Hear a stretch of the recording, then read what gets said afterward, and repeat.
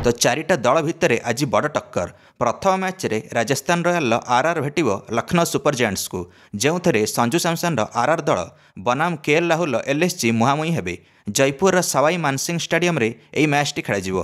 दुई दल निजर प्रथम आईपीएल अभियान आरंभ करेंगे 2024।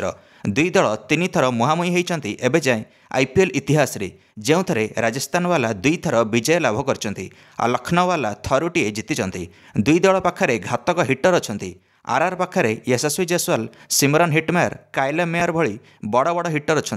एलएसजी पाखरे मार्कस स्टोइनिस, निकोलस पुरान सहित देवदूत पाडिक्कल भली बड़ बड़ हिटर अच्छा, जो मैंने मैच को कौ भी परिस्थिति बदलाई दे पारिबे। एही मैचटी अपराह्न 3:30 आरंभ होब और 3टा बेले टॉस होब। से भली आजिर द्वितीय मुकाबला मुंबई इंडियंस एमआई दल गुजरात टाइटन्स जीटी सहित निजर आईपीएल अभियान आरंभ करिवो। अहमदाबाद नरेंद्र मोदी स्टेडियम ए मैचटी देखा तो जीटीर नूतन कैप्टेन सुमन गिल सहित टक्कर हम हार्दिक पांड्या एमआई सहित।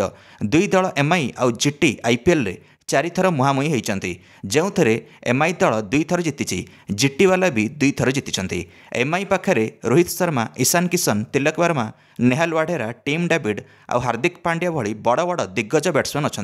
से भाया गुजरात टाइटन्स पाखरे सुमन गिल, डेविड मिलर, ऋद्धिमान साहा, राहुल तेवतिया, साई सुदर्शन भली मैच विनर अच्छा। यह मैचटी संध्या 7:30 आरंभ होब और 7टारे टॉस होब। आपण मानक सपोर्ट क्या रहिबो आजिर मैच रे? मुंबई इंडियंस ना गुजरात टाइटन्स ना राजस्थान रॉयल्स ना लखनऊ सुपर जायंट्स? निश्चित निज प्रतिक्रिया कमेंट दे वीडियो को लाइक और चैनल को सब्सक्राइब करदे समस्त क्रिकेट अपडेट्स।